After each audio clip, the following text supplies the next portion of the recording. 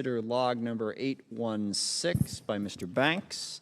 For what purpose does the gentleman seek recognition? I have an amendment at the desk. Will the clerk please distribute the amendment? And without objection, the reading of the amendment is dispensed with, and the gentleman is recognized for the purposes of explaining his amendment. Thank you, Mr. Chairman.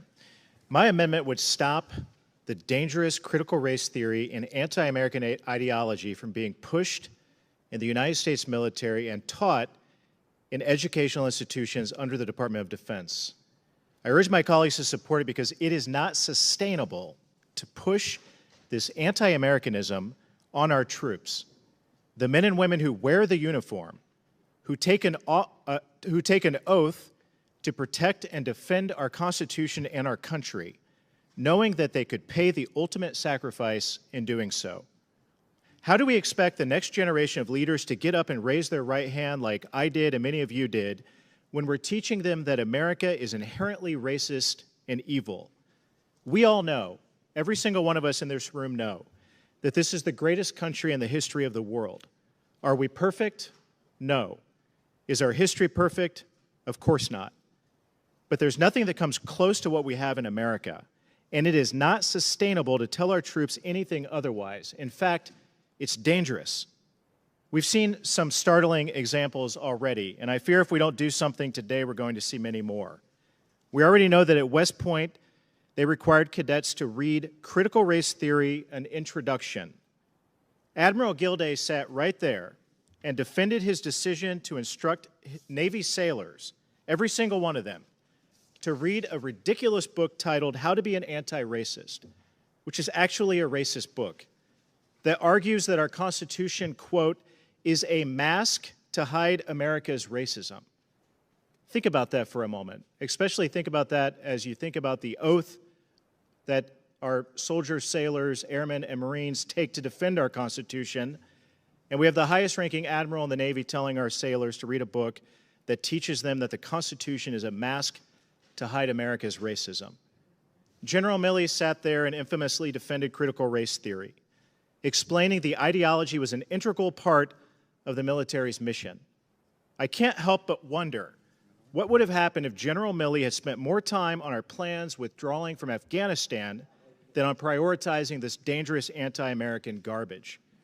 That's why, again, I urge you to support my amendment to ban the teaching of critical race theory and anti-Americanism in our military. With that, Mr. Chairman, I yield back. Thank you. I'll take a couple quick comments here and then yield to other members. First of all, it is dishonest and 100% incorrect the way you just characterized what Chairman Milley said. Chairman Milley did not defend critical race theory. He did not defend saying this is the ideology that we ought to be teaching. In fact, Chairman Milley could not have been more blunt and more clear in saying that you're reading about it, you're not promoting it. In fact, I believe his exact quote was, I read about Karl Marx, I read about Mao. I don't support them. I wanted to know what they were up to. So it is really dishonest of the gentleman to characterize the chairman of the Joint Chiefs of Staff as having sat there and promoted critical race theory when we were all here and heard what he actually said. And that was very much not it. So in the first place, looking at things that are out there, there's no question that there is a lot of discussion in this country about racism. And to say you should read about something, it's important to understand it. There are many different aspects to this, but understanding it is crucial. And that's number one. Number two, the problem with all of this came out when we were having this debate earlier, and at one point in the conversation I said that we have a problem with racism in America. And yes, I called it systemic racism, and it is a problem that needs to be addressed. And I forget which member, but some member on the other side made a point of saying, I just want to note that I don't believe that we have systemic racism in America. Therein lies the problem. This talk about critical race theory is simply an excuse to say, we don't need to talk about race. It's all good. We got no problems. Everything's fine. Okay? These amendments are stripping away the ability of the military to address what is a very legitimate issue. Now, I don't always agree with the way it's being addressed in either direction. But what we're trying to do here is to stop a conversation that desperately needs to happen. We need to talk about race. Micromanaging it in this way, us interfering in that effort within the services, does an incredible disservice to the effort to deal with equity and racism in the military.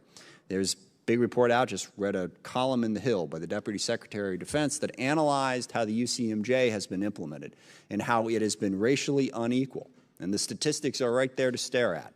We need to talk about that if we're going to make sure that men and women of color are able to serve in the military equally and be protected. And turning a blind eye to that, saying, America, America, America, we're great, you know, how dare you question what we've done, isn't going to get us there.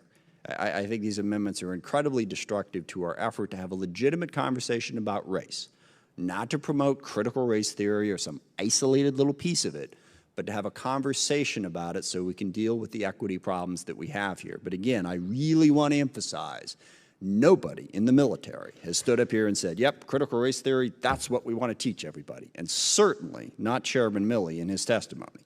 I remember vividly what he said, and it was not that. With that, I yield to Mr. Courtney. Thank you, Mr. Chair.